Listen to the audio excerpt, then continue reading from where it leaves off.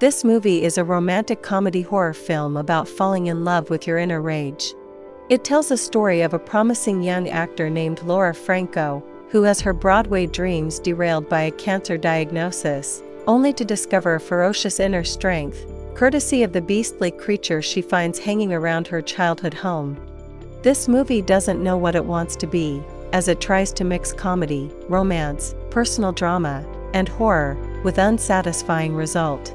The tone feels really uneven, and much of the story and many of the bigger moments feel gimmicky due to the way they play on perceptions and fantasies. The themes resonate, but the characters and situations often don't.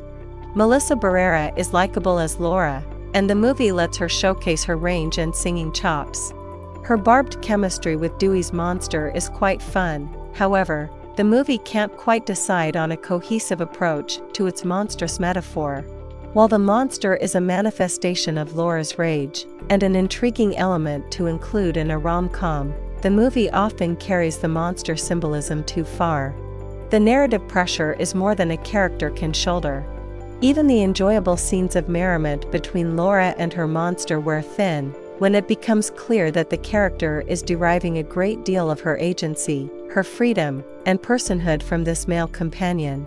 The movie struggles to navigate the humor straight out of the gate, but quickly finds its rhythm with a wholesome dark fantasy romance between Laura and the monster. As endearing as the central love story is, it eventually finds itself at odds with Laura's attempts to regain the coveted lead role Jacob promised her when they were together. You ultimately wish there was more in their relationship that could make the bloody ending more fulfilling. Barrera ensures we understand and relate to Laura on an emotional level, but the script doesn't quite give enough interiority to the character to make the metaphor fully work when the film hinges upon it. It unravels the more you tug, and by the time the facade finally erodes and reality sets in, the metaphor works less and less. The movie struggles to graft Laura's fantasies and desires to her reality in a way that undermines the effectiveness of the show-stopping finale. Instead of one cohesive horror dramedy, it winds up split between a sweet dark fantasy romance and a horror story of isolation with the toll it takes.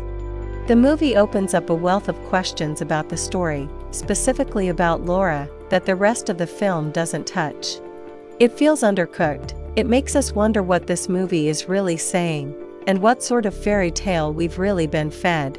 The movie has the lazy tendency of resorting to hammy montages in places where a specific, well-written scene would have revealed far more about the character. Overall, it's not worth to watch this in theaters, just wait on your streaming service.